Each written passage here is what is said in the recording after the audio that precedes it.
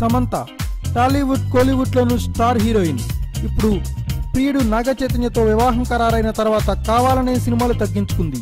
ప్రస్తుతం సమంత చేతిలో ఒక్క మహానటి సావిత్రి బయోపిక్ తప్ప మరో సినిమా లేదు.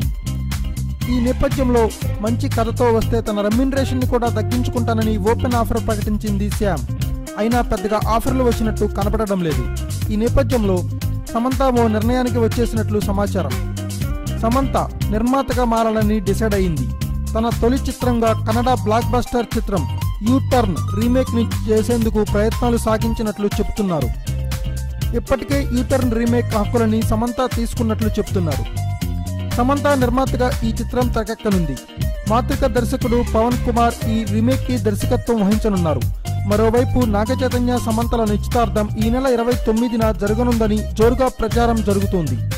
ఆగస్టులో వీరి వివాహం జరగనుందని అక్కినేని ఫ్యామిలీకి చెందిన అత్యంత సన్నిహిత వర్గాల సమాచారం. మొత్తానికి ఓవైపు పెళ్లి ఏర్పాట్లు, మరోవైపు నిర్మాతగా తొలి సినిమా చేసేందుకు శ్యామ్ ప్లాన్ చేసుకుంటుంది. స్టార్ హీరోయిన్ గా ఓ వెలుగు వెలిగిన శ్యామ్ నిర్మాతగా ఏ రేంజ్ లో రాణిస్తుందో చూడాలి. Thanks for watching. Please subscribe our channel.